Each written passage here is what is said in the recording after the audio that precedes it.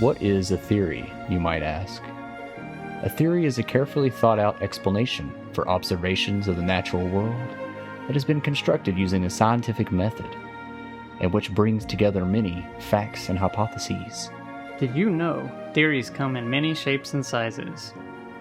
Conspiracy, behavioral, psychological, evolutionary, grand, and the theory of life itself, and many more. There is no lack of theories in the world we all call home. This is what drives me and my brother to question everything. We welcome you to Muse Theory Podcast. We love theories as much as the next guy. But remember, we are not experts on every subject. We do this for fun and your entertainment, so make sure to look up the facts and do your research if you want to know more about these topics.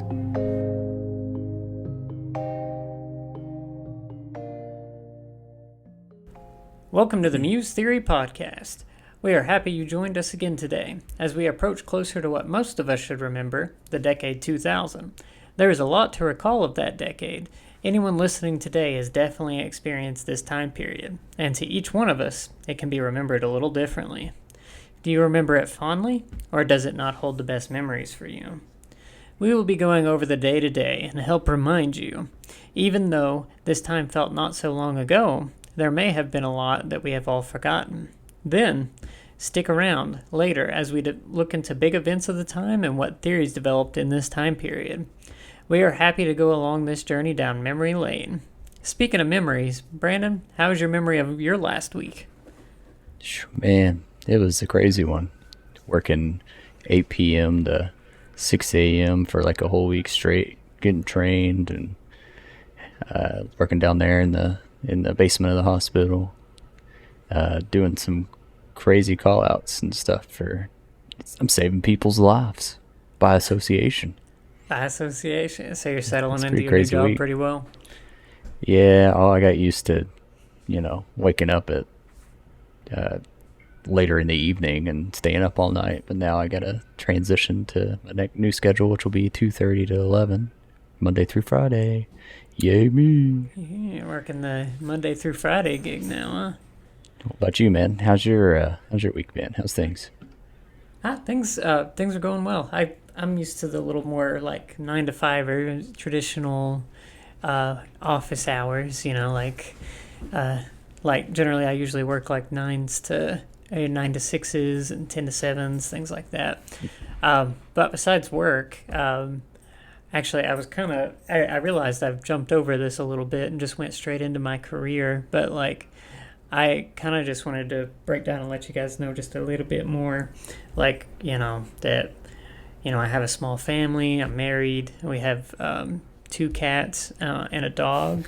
Yeah, just breaking down the entire family life here, but I just wanted to say how much we love animals, because we have 2 black cats. Their names are Solus and Luna. One's diabetic. We'll definitely talk about that later. And then we have a dog named Serby, and he's an Australian cattle dog. Super cute, super nice coat. Beautiful dog. Those cats, man. Those cats have a little bit of history between the both of us. Oh, because, yeah, man. I'm pretty sure they were kittens of a cat that my fiance had.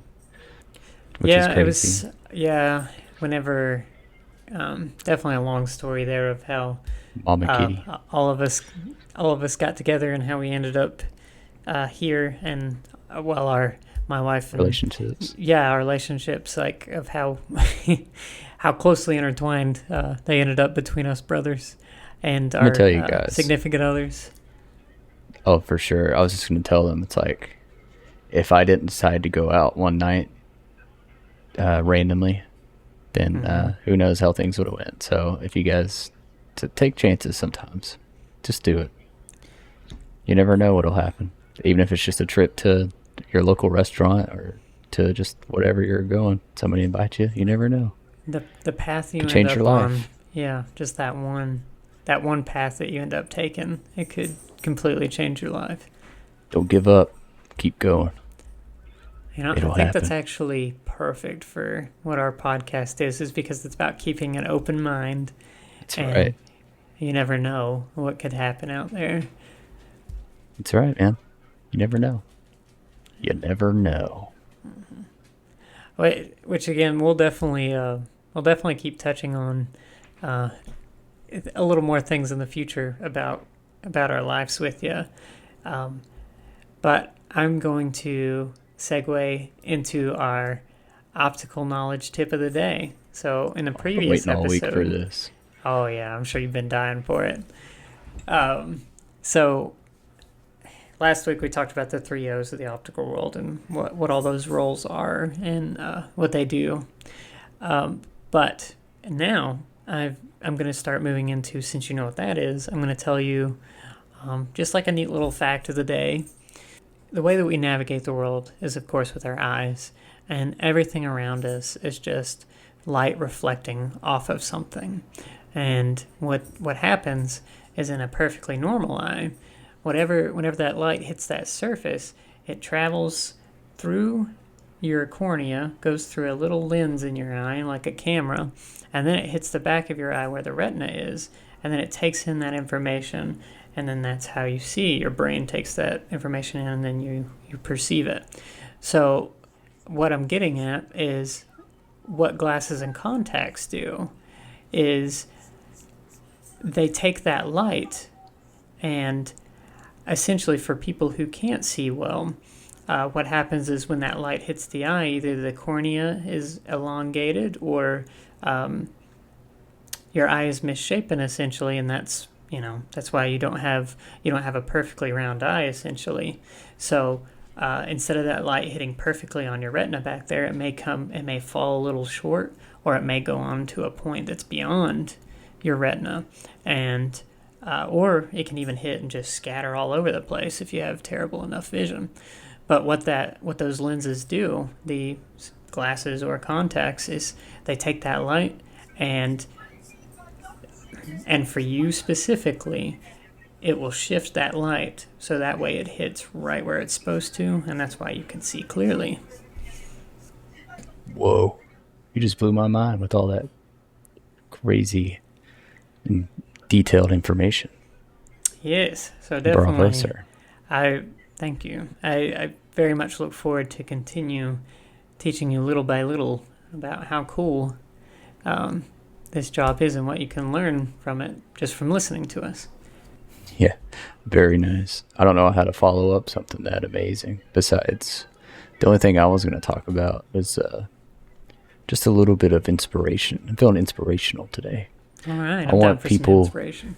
yeah, any people out there, that are on the creative side, or maybe even not, or just want to do that thing that they've been wanting to do. Like I've been grinding every day, every week, learning new things, studying things for my YouTube channel, TikTok, and all that. And there's a couple people at work. I was telling them about our podcast, and I was like, she's like a writer or something, and I was like, she's had her book out for a couple years. It's like a murder mystery book or something. Mm-hmm. And I was like, you should, do a podcast. And I got her really excited about it. And I was like, because you're a writer, it would be awesome for you, and you could write short stories and stuff. And she's like, I think I'll do that.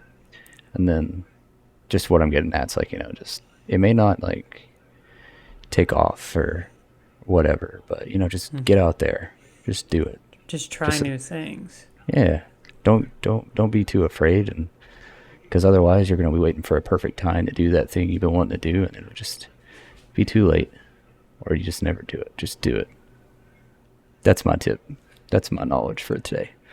Bro, that is very insightful. I think everybody can use a hype man. So everybody just needs to be listened to every now and again to hear their ideas and release that. Yeah, let them be heard, and then actually be their hype man and like gas them up and be like, man, you do great at that. Give it a shot. I think you're 100% right. That's a great idea. Yeah, don't hold back.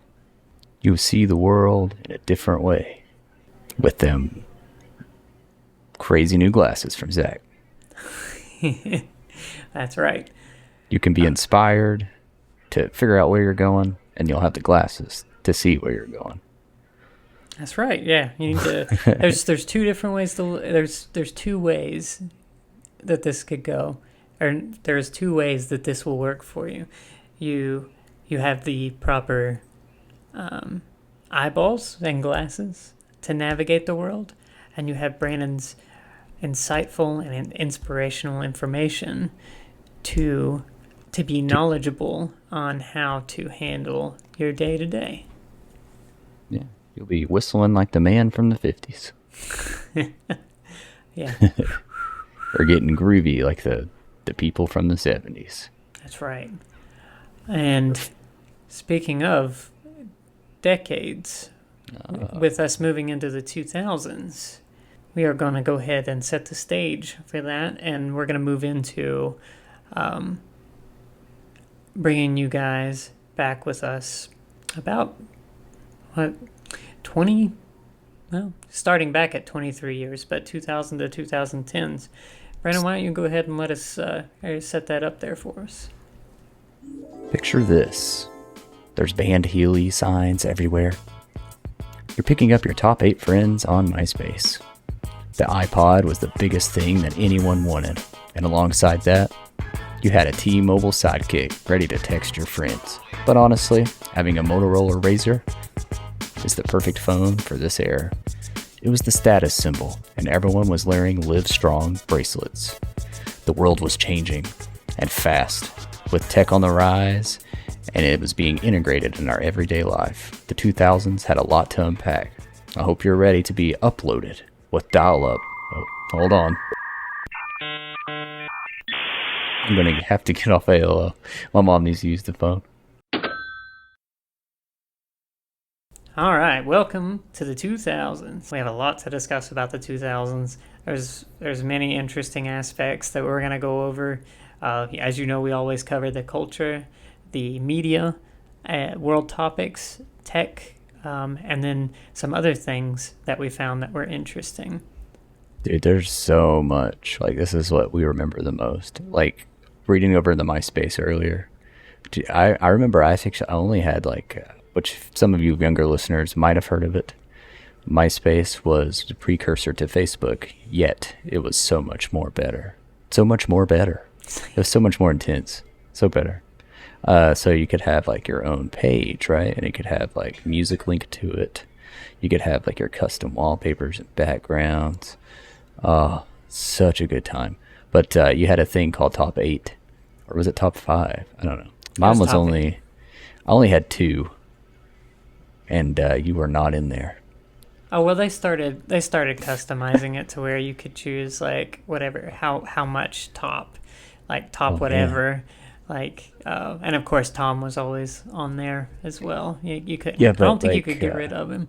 Yeah, I don't think so. I don't know. I think you could for your top friends, but I'm talking about. Well, yeah, that's true. Like, it was like a serious, like, actual topic in school. Like, if you weren't in somebody's top 8 and you were friends with them, oh god.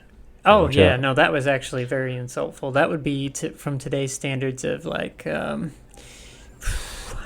trying to think of the equivalency of some social media. There is nothing equivalent. You know what's interesting social media wise compared? They made it such, back then it was such a like, it was a personable thing. You really got to take your page and make it your own. And now, like, there is no, like, you may have your life events and you get to do your statuses and things like that, but there's no personalization to any of your social medias now. Everything's so dull. I remember when Facebook was starting, I hesitated. Well, because we thought it was for old people. Yeah, it was so boring. I thought it was for business people. I was like, what's that? Well, yeah, it was created initially for college students. Yeah. It's that one documentary or movie or whatever talks about. Yeah, it was... yeah, I know what you're talking about. It wasn't called Facebook. It was like... I think it was just called Social Network. The Social Network? Yeah. Yeah, it was big... It's more... Okay, let's just say that it was a lot boringer back then. Way more boring. Oh, yeah. It's compared to today. Yeah, it's opened up quite a bit with just the way everything works now. Oh, it's let's move on to a different topic here. Well, I was gonna say revolving around MySpace. You know. Oh, sure. Once again, like we were saying, this is that we since we actually grew up from like 2000 to Yeah. 2010, like this is like a prime era for us. Even a little bit past that as we got more into as we grew up even more. But this was really the time for us as teens and things like that. Yeah. Um, Our pimple faces. what I was getting at with MySpace is around that time as well because we were it was big for the scene phase.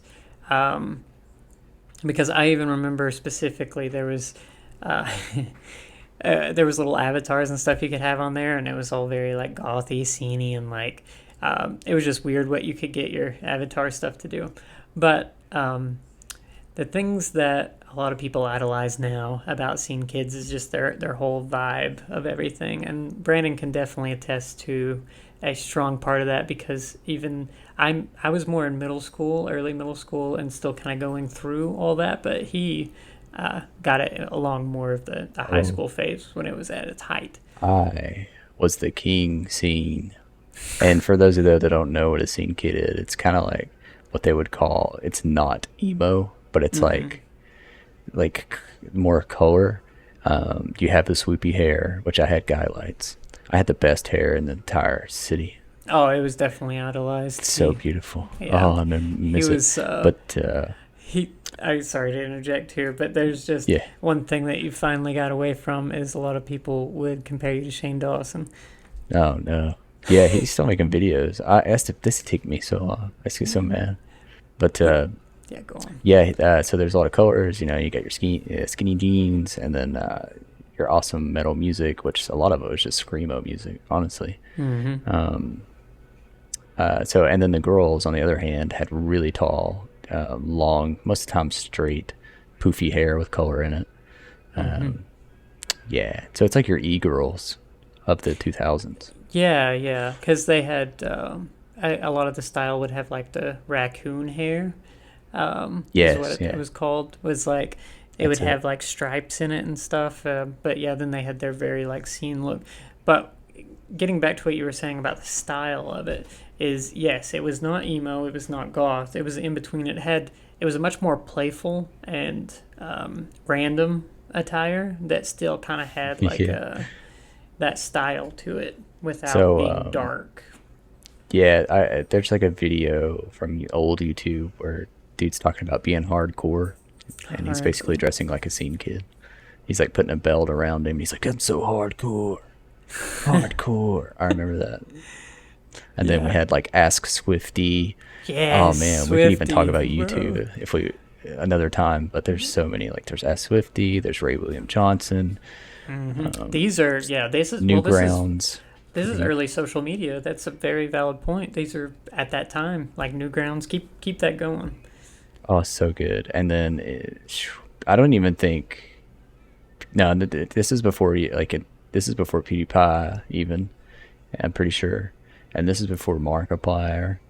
So it was like Well, they were just growing at that time. I they mean, they were weren't really noticeable, but they were. Well, no, it was definitely no before their time, though. You're right. no no no Ray no. William Markiplier Johnson. didn't start till like I might be wrong, but it's like 2013 or 14, Hmm. maybe 15. I mean, he might have had his channel on there, but when I looked it up, I'm pretty sure his he didn't start really until later after the tens. Okay. But yeah, dude, it was and then you had these short little clips on Newgrounds, which is a website that was only for Flash animation. Mm-hmm. Um, oh man, some of the best Flash animations you could get. A lot of them probably inspired a lot of YouTube videos and animations today. Yeah, which is Um, where like Newgrounds was kind of the place you would go before like YouTube, because there wasn't exactly a website to go to for videos like YouTube does. yeah, as far as YouTube goes, it was basically just like a lot more unedited, not like you see today, personal, people just hanging out. It was literally YouTube. It was great. I miss those days when Oh, everybody had a chance there was, in yeah, themselves. YouTube. It was definitely the era of grainier cameras and very basic quality of things, standard definition, and but No ads. No ads, that's true. But and No then ads. also there's this funny thing that everyone always remembers is there was like three different songs that could go on in the background of each YouTube video, and if you heard any of these um, royalty-free songs that everyone used on YouTube back then, you would immediately recognize it. Oh yeah, I think they still have some in the actual YouTube music, the free music you can use on there. When you upload a video, you can use it. I think still. Nostalgic one. That'd be funny. Yeah, Um, yeah, it's good times for that stuff. yeah, totally. And But you so, know what else was good times? what was that? Cheats for Grand Theft Auto PlayStation games. Okay, so yeah, All kinds of visual. stuff. I was telling you last time that we were going to work on our visualization. This is a way that we can really make our words more visual for people and make it butter to your ears. So our voices are traveling through your ear canals, going through into your brain there, and really just making a visual image. So this is very Tickler. descriptive. So when you think of cheats for Grand Theft Auto San Andreas, handwritten on an old piece of paper. This Here, I'll let you hear it. Can you hear that? ASMR. Yeah. There's a piece of paper. So with that, you can visualize it's a copy of Grand Theft Auto San Andreas for PlayStation 2, and inside of it, in a little clip thing that would have had the manual, but you don't have that anymore because it's taken out and you just have the case now. You lost the manual a long time ago, but you have an Oh, old yellow piece of paper in there that has handwritten all the different button combinations for cheat codes on San Andreas. Um, that is a visual memory that will stick with me for the rest of time. hey, can you? I know the. I think I know the cheat code for the jetpack off the top of my head. You want to know it? Do you still remember it? Yeah, it's like R1, R2, L1, L2, up, down, left, right, L1, or R1, R2, L1, L2, up, down, left, right. You do it twice in a row. I think that's Yeah, the that's right. jetpack one. Yeah, no, you're right. It was that twice in a row, and you get the jetpack. I'm pretty positive. Um, so I wanted to talk about um, this personifies us during this time period because we were. I mean, we'll just say it. We were seeing kids around that time, but even further, the entire identity of that as well was involved with literally this era was the random era. It was just to be as Yeah. random as possible. So that was the whole aspect. It was like how weird and random could you be? Like from Brandon, I remember like you wearing like the Gur and Invader Zim like sweaters, but then you would randomly wear like a Russian cap or stuff like that. But then it was Yeah. also like the screamo music videos or whatever. Like oh, what's their name? The things that rhyme with orange. Um, Oh, anyways, there's a band called Stick That. I think it was Stick That in Your Juice Box and Suck It, but it might be a song. and then they had really long. Yeah, bands even had really long names for all their songs too, just to be as random as possible. Um, there was a lot of ways. It was cool to be as random as physically possible. Um, Yeah. I thrived. oh yeah, you did great with that. I mean, your early ADHD really did I you was well. You grew up in I the was right in time heaven. period. Speaking of all that, the media that we would listen to at that time period. If I mean, Brandon, you definitely remember there was a big binder for CDs, and you flip Oh through yeah, that. dude, you have your mixed CDs, so everybody was burning CDs and playing them in your anti-skip CD player in your car. But man, some of the songs, dude, some of the bands, it was like 2000s was some of the best time for music. Because like we could even talk about as far back as NSYNC, Backstreet Boys, even like Hmm. it's early 2000, and then you got like yeah, Papa Roach, Nickelback. I mean, you got pop music, you got metal music.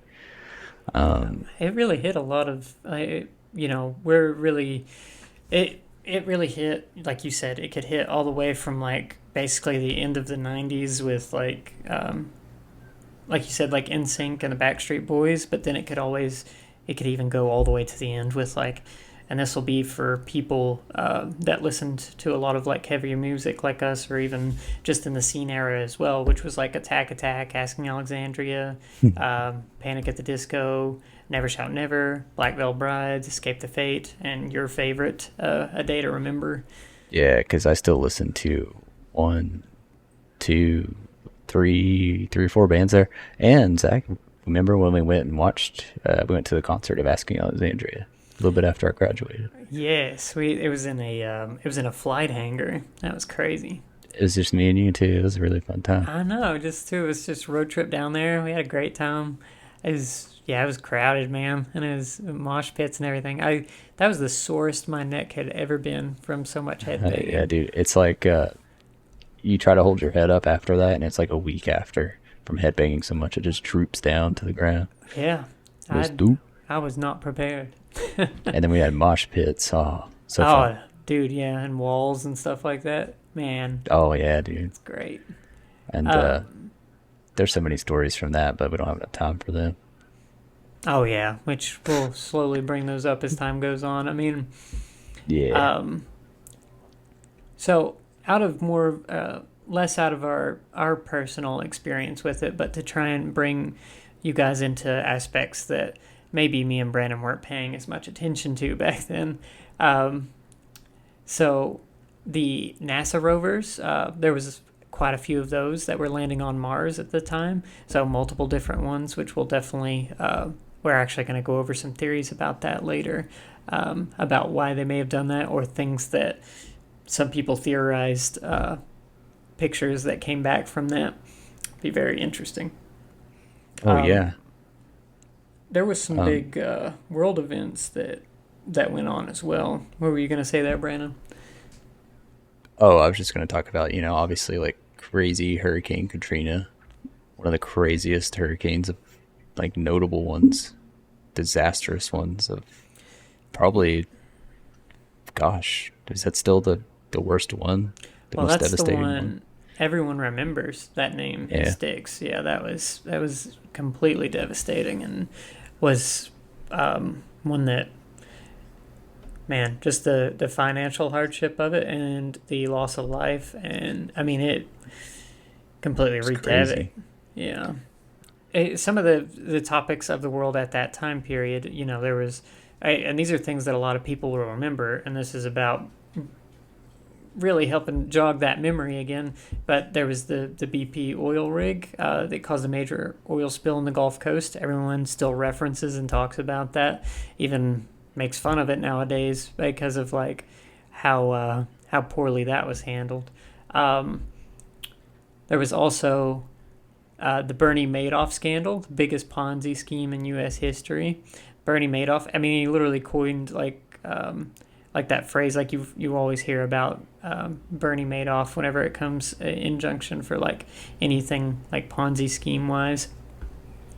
And and Brandon, too, around 2008 there was, really with the whole housing market like bubble popping and stuff like that of, Yeah, the big recession. yeah, the Great Recession as It it's was referred actually to. like a big market crash in 2008. I think is what it was. Shorting stocks.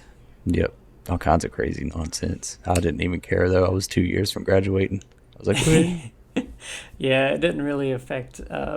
Not to say Luckily, we yeah, lived. I mean, we lived pretty humbly, so we yeah. definitely weren't adverse to things like that. But at the same time, like it wasn't something that really adversely affected us at the time. Um, I mean, we had SNAP benefits and that kind of thing. Dad yeah, to yeah, get food on the exactly. table. We are lucky to grow up the way we did because honestly, like one of the big things for me was that we actually got to, we didn't always get everything that we wanted, but it made us learn. Yeah, Whenever we did get something really nice, we really valued and treasured it, and it made us learn a lot of, valuable lessons. And we weren't. We're definitely not embarrassed to say that we definitely grew up on on the poorer side, but that Oh was the yeah. blessing in disguise because it taught us Hmm. it taught us how to handle those situations and how to be humble for what we have. And we became greater people from the life lessons of that. And we had a great, two great parents that made it. We were, yeah, honestly, we were just blessed to have two great parents and to live the way that we did because it made us become the men that we are today. Yeah, it was dad and mom both were home because dad was disabled and mom was disabled. But like Mm-hmm. dad and mom both had taught us the value of work. Ironically enough, because they were home, but everything that we had got, um, we either had to work really hard to get, and we would appreciate it, and we always wanted more, just like any other kid. We'd always beg for more. But yeah, dude, we're lucky to have such great parents. Yeah, we really were. But you know what else is lucky? What's that? Getting a razor phone back then. I tell you, Oh, flipping that sucker open would have been like you feel like a king or queen. yeah. You know what? Having a razor phone then was the status symbol or the fashion symbol. Um, you felt like the coolest. I mean, just to say how much I wanted one of those things. No, It's a terrible story, but the fact I wanted one so bad that I literally was in like elementary school whenever it was like big around the time, and I was walking around the gym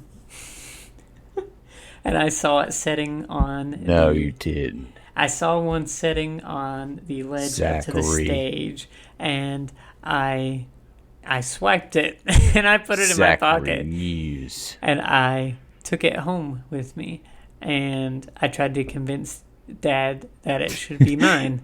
And that didn't work out so well because then, of course, I had to go to school the next day and give it back to the teacher that I had taken it from. As you So yeah, should. once again, learning wonderful, valuable life lessons.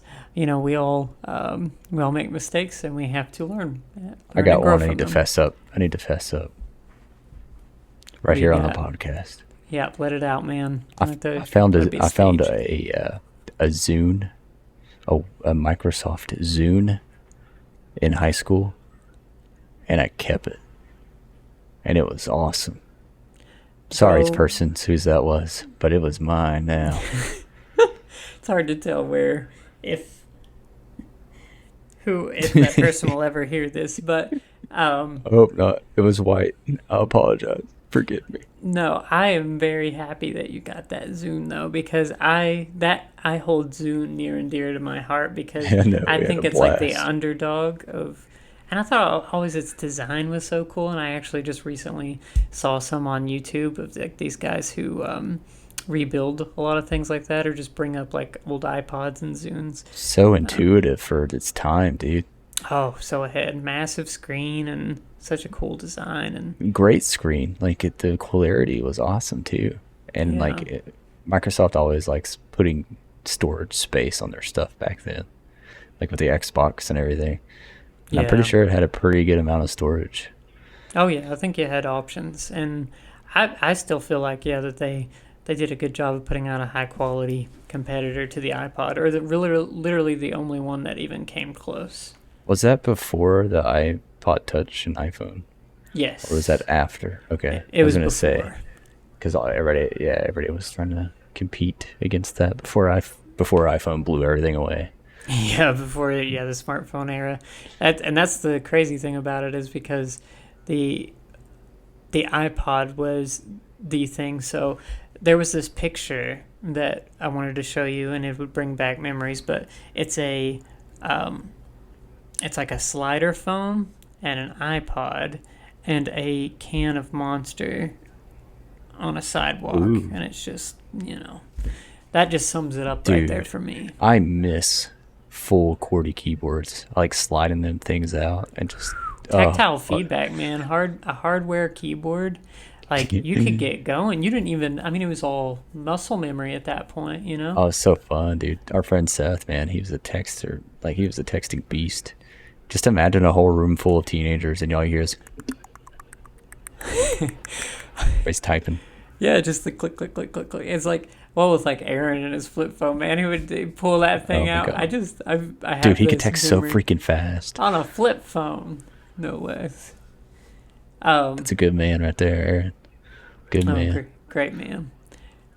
There was a couple things that I wanted to cover in technology. Is speaking of the iPod and Zune were right before this, but the iPhone released in 2007, and that's the one that literally started the smartphone era as far as I'm concerned. I mean, the only thing that even came close was there was a little Android, or before even Android was Android, the start of a potential smartphone thing that was similar to that. It still had hardware keys and stuff, but the iPhone came out in I think it was like 2007. magic, dude. I think it Yeah, looked like, just imagine you've never seen a touchscreen besides those cheap little PDAs with green screens. yeah. And then like somebody comes to school one day on the school bus and has this piece of glass that's a They, beautiful screen that they can touch everything. everything that's on it. I couldn't Blew me even. away. I remember hearing something about the news about them converting a iPod and a phone together, and I just couldn't even fathom the concept of what it would look like, or that it would be a touchscreen, or that it would be what it is now. Like, I have that memory. I remember thinking, I'm like, an iPod and a phone. That's weird. Yeah, because phones were like a weird concept, like mobile phones still. Yeah, at the So, most you had like playing Snake and Brick Breaker on like, I mean, we and had those Virgin Mobile cell phones that we would, get I cool had one of text those. tones and ringtones on. Yeah, ringtones were hard to get then. Yeah, it was so difficult. You had to record. Sometimes if you wanted a cool one, you could do a voice recorder memo thing on your phone for the flip one, and then you record it from the car stereo, and then set it as your Yes, ringtone. exactly. Um, okay, so speaking of that and that cell phone, the concept of, and this is something I'm sure a lot of people will remember, but the concept of free minutes on the weekend to make cell phone calls. Whenever I was scrolling through and trying to refresh myself, and I saw this thing about this So guy, annoying. this guy saying a post. It's like, hey man, he sends him like a text or a Facebook like post on his wall because like messaging and Messenger wasn't really a big thing. It'd say, I'm gonna call you on the weekend, man, when I get my free minutes. Oh, dude, I had that plan. Like free minutes on the Cause weekend. yeah, no, yeah. Cause me and my friend Zach, like we would talk a lot. Cause back then everybody talked on the phone. Now it's Yeah, just like gives me panic attack. But to make a phone yeah, call. dude. Yeah. Every it's like a certain time period too. It's like every after Friday, after like 6 o'clock in the evening till like Sunday or Monday, you could talk at night for free Oh yeah, it was at night and then on the and text. weekends. Yeah, And was it text or too? I think it was some. Eventually, I think it was text as well, Oh, but okay. it depended on like what carrier you had. Okay. Well, yeah, I mean, but yeah, regardless, the concept of actually like staying on the phone for hours, like just talking and having conversation was before like texting and social media as far as messenger and Facebook Messenger and things like that. I'm Um, sorry, I need to interrupt you real quick. yes. Um, just you can keep that thought for a second, but I was just gonna like, it's not. It's this is actually not that far away from when me and you were working at Walmart and people bought those plans um, for the Straight Talk phones and the other ones. Because remember, some of them would have which one is it? Track phone. Hmm. Track phone would have minutes and times you could call for free. I think not even Oh, I just so many didn't. years ago. I couldn't even recall if it. I remember the minutes thing that you could just buy a certain amount of minutes, but I couldn't recall it being free on I don't know if they did or not. weekends. I was just thinking about that. But yeah, Hmm. go ahead. But no, I was just saying there. I mean, messengers and stuff and texting really did start to take rise. But when people really wanted to have full blown conversations, it was long phone calls for a couple hours. Um, so yeah, I think that was an interesting thing. People could stay on there for. I'm just blown away how long we could stay on a phone conversation back then. But Yeah, I know. but yeah, moving on to other tech aspects that I wanted to cover is this to me is still one of the most iconic Windows, but Windows XP feel like was the GOAT, to be succeeded by Vista, which was not. Oh yeah, Vista was terrible. Worst Yeah. operating system. I Yeah. hated it. So Um, slow, buggy. You had to answer like a million security questions every time you try to install something. yeah, that's insane. I mean, just, but yeah, that was around the time when Windows, uh, especially where people used PCs and laptops a lot. And now you're used to like Windows 10, Windows 11 if you're like a PC user. But back then, I mean, it was very common. But Windows XP, I feel like really got it right.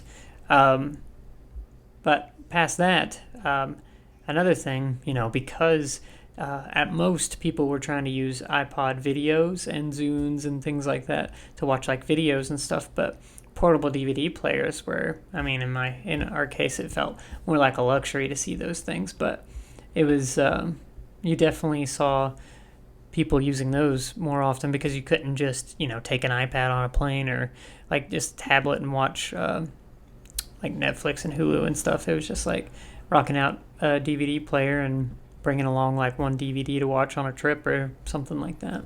Couple, couple DVDs.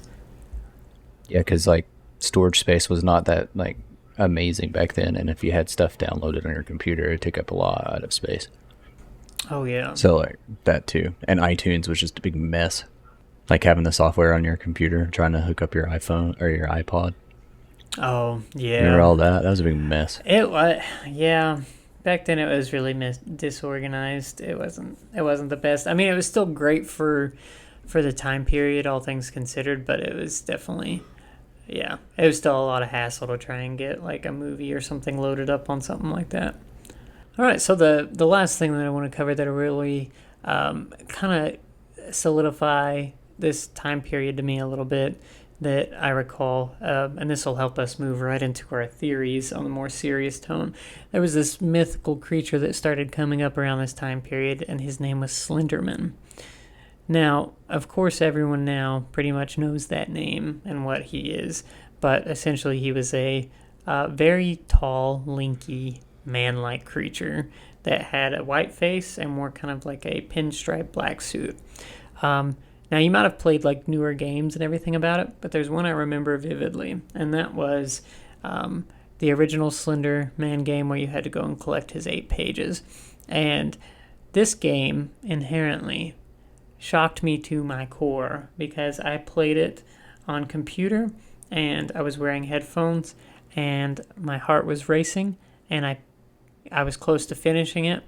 And before I know it, he basically just came up on the screen like that. And I literally grabbed the sides of my chair and looked away. And at that point, I felt like my spirit had left my body. You just evacuated yourself. I just, yeah, I just evacuated myself.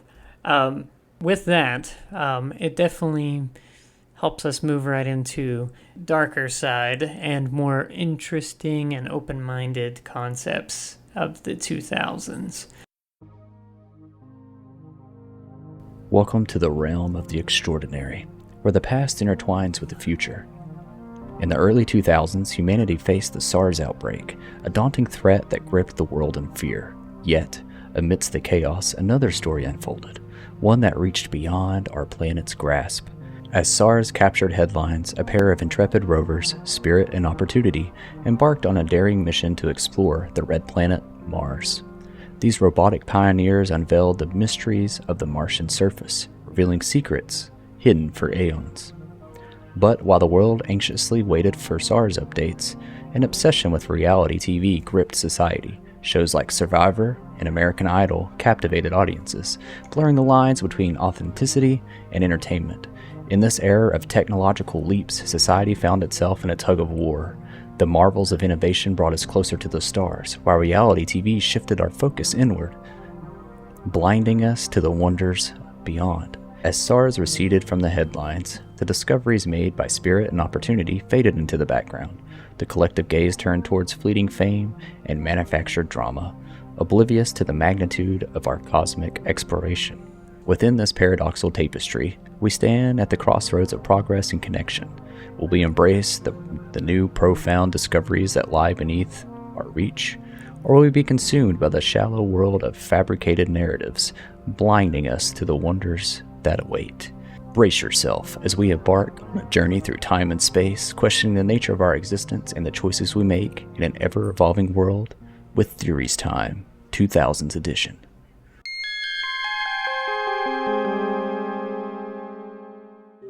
The severe acute respiratory syndrome, or SARS, outbreak in 2002 to 2003 was a global health crisis. The outbreak originated in southern China, specifically in the Guangdong province, and quickly spread to the other parts of the world. Number 1. Emergence. In November 2002, cases of mysterious respiratory illness were reported in Guangdong, China. The disease was later identified as a new strain of coronavirus, closely related to those found in animals. It is believed to have crossed the species barrier, likely from bats to humans. Number 2. Rapid spread. SARS quickly spread through China and the other countries through the international travel.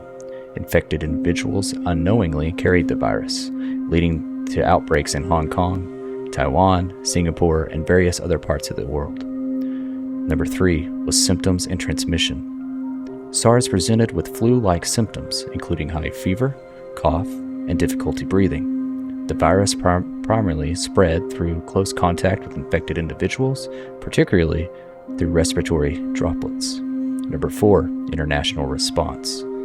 The World Health Organization, or WHO, declared SARS outbreak a global health threat in 2003 of March, prompting a coordinated international response.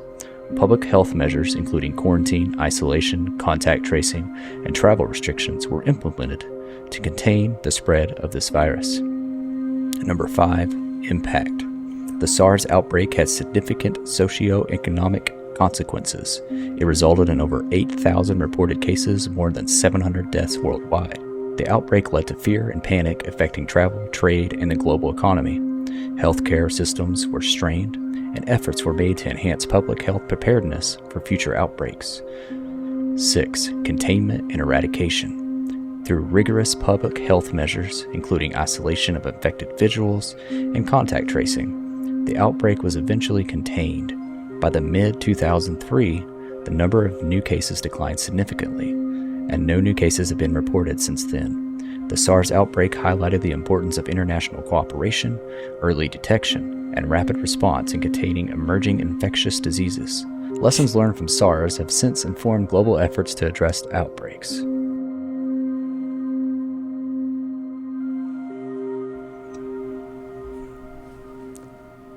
Wow.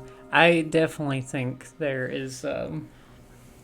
SARS is a great example of something that shows how quickly pandemics can happen and spread, but as long as they're contained properly. Let me tell you, the whole time I was reading this, it was just like going back to 2019. Right? Just saying. That's all I'm saying. Absolutely. Yeah. I mean, if anything, it just sounds just like it, but it was definitely a lot to learn from that. Absolutely. Yeah. For sure. Like the lab leak theory. There's one theory that suggests SARS may have accidentally escaped from a laboratory. The theory speculates that the virus being studied for research purposes might have been inadvertently released to the laboratory, having an accident or poor containment protocols. But it's also important to note that extensive investigations conducted at that time did not find any conclusive evidence to support this theory. What do you think about that one?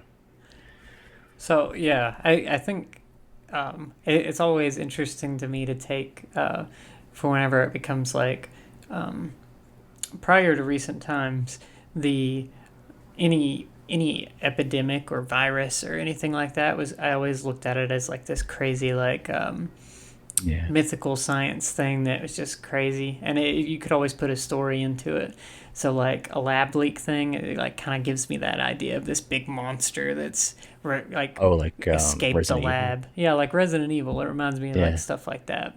So it'd be crazy to think that something had escaped from a lab and caused this to happen, just like Resident Evil, and that end up in like Raccoon City or that kind of scenario. I was thinking it was more like they just didn't contain it right inside the facility.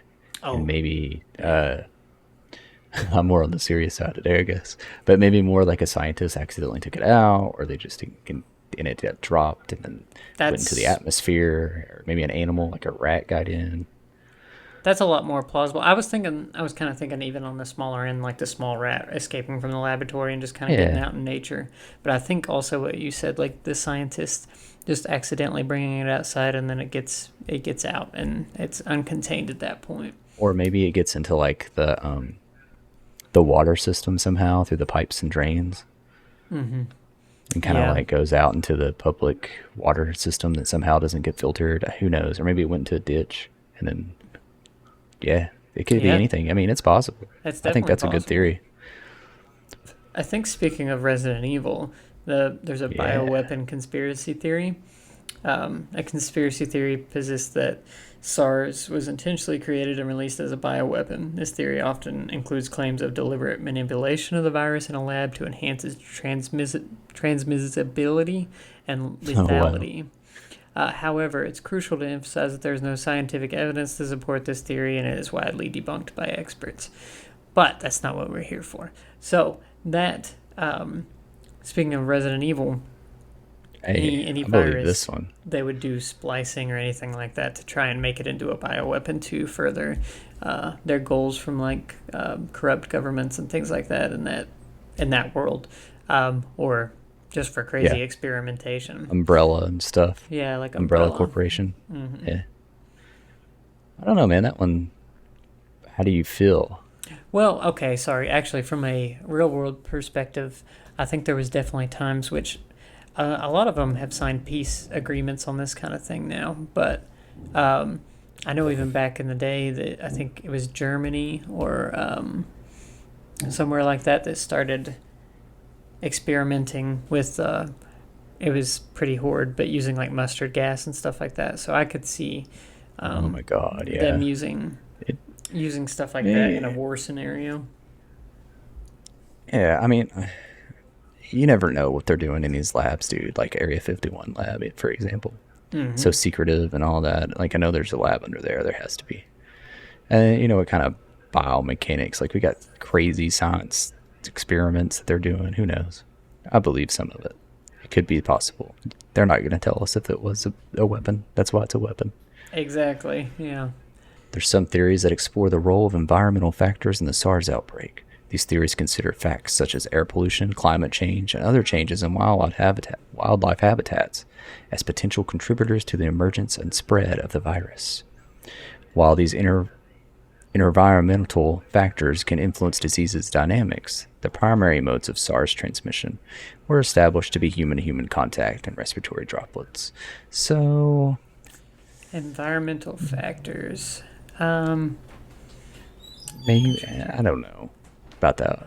Like, it's more like, yeah, like, what, like a spreading through wildlife, like we were talking about before, oh, kind of. like I see. Is Like that what it the means? fact of like air pollution, climate change, like there's a variety of factors. Like okay, so here's an interesting way to look at it. This may, uh, so climate change, for instance, how it like melts the poles or whatever. Um, Oh, like say there's like old bacteria in a frozen okay. iceberg or whatever, and then once that gets released into the air, Yeah, then you can bring back something that our bodies aren't used to, as and our immune systems haven't dealt with because it's like an a million year old because it's new. bacteria.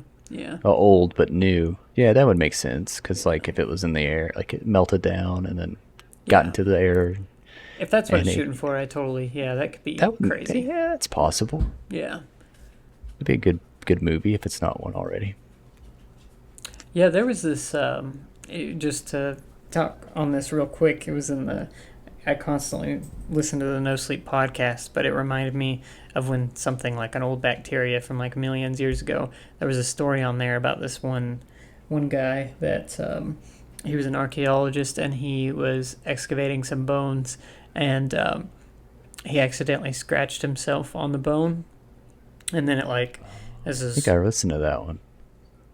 yeah well what had happened was is it's a little far out there but essentially once that happened it was this crazy thing where he apparently the skeleton, essentially the summary of it, what happened is the skeleton of the body of this, what he scratched his finger on was somebody who had a third limb, and he What?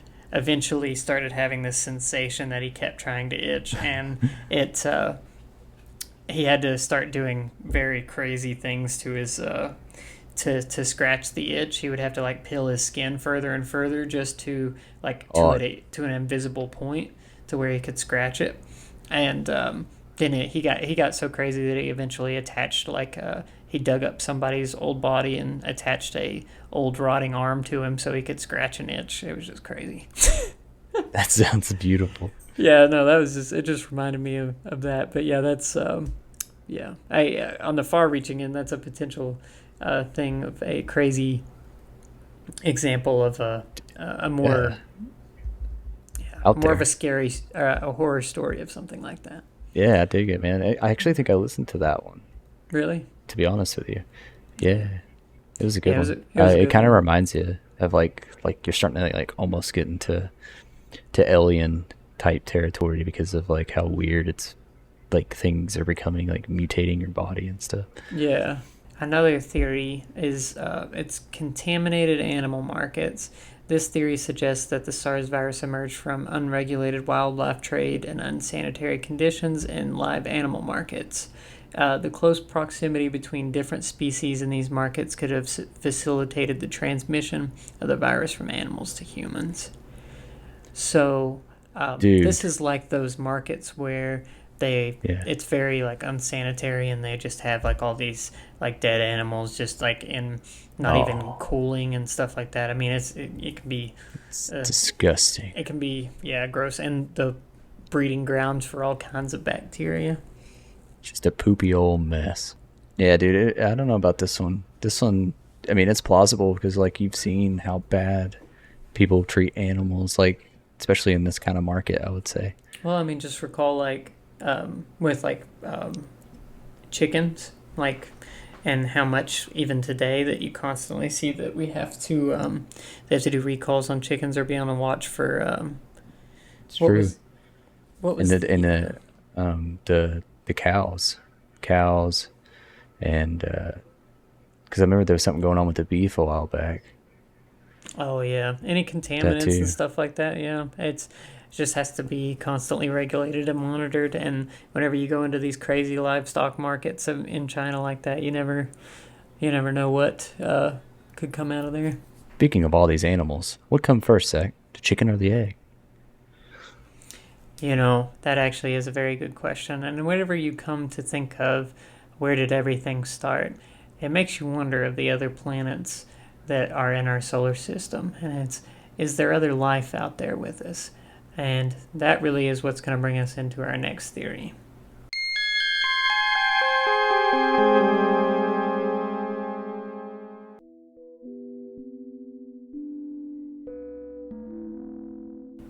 Number one, Mars Exploration Rover Mission. It launched in 2003. NASA's Mars Exploration Rover, the mission sent two rovers, Spirit and Opportunity, to Mars. Their primary goal was to search for signs of past water activity and explore the planet's geology. The rovers were equipped with various scientific instruments, cameras, and tools to analyze rocks and soil. Number 2, Spirit Rover. Spirit landed on Mars in January 2004 and explored the Gusov crater. It discovered evidence of a wetter ancient Martian environment, including rocks that had formed in the presence of water. Spirit operated until 2010, enduring challenges like getting stuck in sand and losing mobility due to a malfunctioning wheel. Number 3, Opportunity Rover. Opportunity landed on Mars in January 2004, on the opposite side of the planet from Spirit. It also found evidence of past water activity such as sedimentary rock layers and mineral deposits. Opportunity far exceeded its planned 90-day mission, operating until June 2018. Its mission finally ended when a dust storm covering its solar panels preventing it from recharging.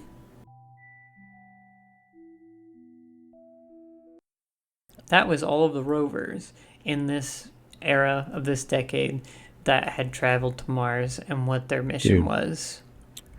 dude, you guys, if you haven't seen it yet, there's a documentary called Good Night Oppy. It's OPPY. It's the coolest documentary about spirit and opportunity and how they were built, all the emotions, and oh my god, dude. Because like this thing happens. I just want to tell you, just a quick snippet. They were gonna land with spirit and opportunity, and they didn't expect them to last too long on there. Like I think it was like just a few months or a year or something like that, because of all the dust that would cover the solar panels. Mm-hmm. And one of them finally like pooped out, but I won't tell you which one. And the other one kept going for like I don't know, like 10 years. And it was like this cute little story about like this true story about like them just having this connection with this beautiful machine. Like oh my god, dude, it's such a cool thing. It's Oh probably the yeah. inspiration from Wally and stuff. I was gonna say that's what it just comes back to. We just I don't It's know. so good. We just You love have to like watch cute it. little robots. You'll Uh, love it. You guys have to watch it, and then comment on our Reddit post or Reddit and tell me about it. yeah, I definitely look forward to watching that myself. This overall, the importance of what what we achieve as a human race like this, traveling to other planets and figuring out about them. So generally, um, the theories that can kind of come out of these explorations is that a lot of these capture pictures, and there's a lot of things that we're very curious about what they discovered on Mars potentially that we haven't seen, or that we may have seen um, potentially that's been hidden from us. So the first one, and this has to do with Mars overall, is the possibility of past or present life. So, one of the most intriguing theories about Mars is the possibility of a past or present life on the planet. Scientists have long been fascinated by the potential for microbial life existing in Mars history, or even currently in underground habitats. The discovery of watery ice, evidence of ancient rivers, and organic molecules in Martian soil have fueled speculation about the potential for life on the red planet. So, Yeah, dude. I mean, we can definitely all agree that that's what's wonderful. Me and Brandon love outer space. It's Oh something we're yes, passionate about, and even scientists as well. And you know, they are they are testing theories themselves. This is all about us as a human population trying to dude. figure Yeah, out if there was life out if there we're besides alone, us. Yeah. or if just like what where'd they go? But like when I was watching that documentary and they like found like this, for example, when they found the evidence of you know the of possible water and stuff in the soil, man, it like was such an emotional, crazy moment. You should. It was insane. Oh Like yeah. I it's crazy definitely to think believe about. that. Beautiful times. And let's talk about beautiful times. One beautiful time would be when we finally reach Mars and we start to terraform it. Terraforming refers to the theoretical process of transforming a planet to make it habitable for humans. Now, there's some theories that propose the idea of transforming Mars in the future by altering its atmosphere, temperature, and surface conditions to support human colonization. The concept involves technologies such as releasing greenhouse gases to warm the planet, which I've seen that before, I think, Hmm. melting the polar ice caps, and generating oxygen. So you think, Oh, I think that theory is just it's just a matter of time when it becomes a reality. oh yeah, it Um, would. I mean, it would be like a planet-wide scale of terraforming, but it would be like such a cool thing in the future when that does happen. it would, Not when, if when. yeah. If it's not if, it's when. But it does. That's what It I will think. take an amazing amount of human ingenuity and pushing us forward for the ability to Yep. actually alter an atmosphere and to release greenhouse gases and be able to take advantage of what we know about how our planet works to make another one act just like it by uh, putting into effect these things. Now, is the reason we don't terraform the moon because of its soil, or just because nobody wants to go there because there's a bunch of other theories about that? Or Obviously. or maybe about what's under that soil. Oh, There's another theory about underground habitats. So, given the harsh surface conditions on Mars, another theory suggests that potential habitable environments might exist underground. The presence of subsurface ice and the protection it offers from radiation and extreme temperatures make underground habitats a compelling possibility for future human exploration and colonization. that's a good point. Like, if we could find a way to like burrow, or if we had drills up there, Mm-hmm. and just kind of like in Minecraft, the easiest way to start a new place is to just go up to like a mountain and just build a cave, and then build inside there, then That's having true. to set up a whole thing. But maybe they could bring tech in there to cleanse the air, and then set up an environment in there that they'd be able to sustain Well, I mean, inside. That'd think be about cool. even early mankind. We didn't just live A out on the cave. surface. We lived in caves and things like that. And maybe this potential thing is just there's such a solid layer of ice underneath that there could be. I mean, it's probably more microbial, maybe fish and things like that are existing under a layer of ice, and there's an ocean underneath there as well, which is there has been proof or close to proven that a lot of other planets out there do have an icy layer with a potential for an ocean underneath of it. I know. After so many million years from now, uh, Mars will have the rings like Saturn. A little cool fact. Oh, that'd be Another cool cool. fact, not really a cool theory, is ancient Martian civilizations. Now, there's a fringe theory that suggests the possibility of ancient civilizations of Mars. Now, ancient astronaut theorists suggest the theory. I finally get to say it. Certain features captured by Mars rovers or orbiters are might be potential evidence of past intelligent life. The mainstream scientific consensus holds that these features are just a result of natural geological processes, though. Right, but that's the thing about where you all have seen this, and it's the face on the Yes. yeah. Is that the face on the moon, or is it Mars? Um, I think it's Mars. I'm pretty sure the I've heard of face the is man on in the Mars. moon, but I'm pretty sure that it looked like a. Hold on. Yep, it's the face on Mars. Okay. And I'm looking at it right now. It literally looks just like a face. Yeah, Like so a. that is the thing that is the widely up for debate is because there is a geological structure on there, and it was taken by NASA, and it looks like potentially an ancient civilization had made a ancient structure that resembled a face. I mean, But the thing is, like, everybody says it's pareidolia, which is, well, if you don't know what pareidolia is, it's just like what humans do to, it tricks us into seeing things that remind us of human faces or whatever. that's actually a very valid point too. Is It comes up a that lot in my paranormal stuff.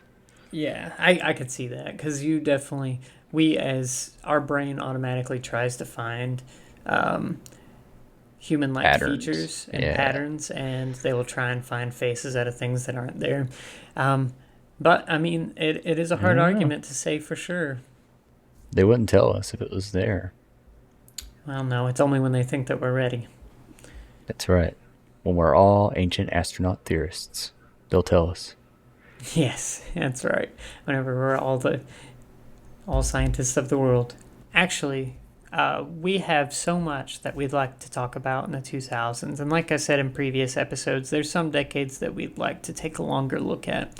And for me and Brandon, the 2000s are a very important part to us, and we really would like for you guys to hear more about it. So there's just so much that we want to go over that this episode ran a little longer than normal. So we're actually going. This is an exciting part. Is that we're going to do a part two. on more theories about the year 2000. That's right. I'm looking forward to it. Oh yeah, we're super excited, and we've got a lot more to bring you. So, of course, like always, we thank you so much for joining us for another episode, and look forward to part two. You know where you can find us on our socials on Facebook, Twitter, Instagram, and YouTube. And of course, always feel free to submit your thoughts and other things that you would like for us to see on Reddit. And of course, keep listening where you're listening now. But you can find us on Spotify, Apple Podcast, Overcast, Stitcher, Pandora. And if you want to relive some of our favorite moments of the podcast, look for some of our favorite clips on TikTok and YouTube Shorts. And Brandon, where can they find you if they just can't get enough? Well, I just also want to let them know if they get us to 1,000 TikTok followers, we'll do some TikTok dances. And also, you can find me at Bobby Random Reacts on YouTube, or you can find me at Bobby Random on Facebook, Instagram, Twitter, and the good old TikTok. If you want to come see some paranormal things, some crazy grown man jumping at scary things on the screen, you'll have a blast. Oh man, you're definitely gonna have to try and hold me to those dances. We'll see if we get there. 1,000 followers, guys, do it. 1,000 followers, and I'll do that for sure. But once again, thank you guys very much, and I really hope you enjoyed. This one was very personal to us, and we enjoyed bringing it to you so much that you definitely get ready for part two. We'll see you then. Thanks for joining us on the Muse Theory Podcast. We hope you enjoyed our musings. Please join us next week where we'll discuss our theories of part 2 of the 2000s. And we leave you with this. The world is full of questions, and all we have are theories.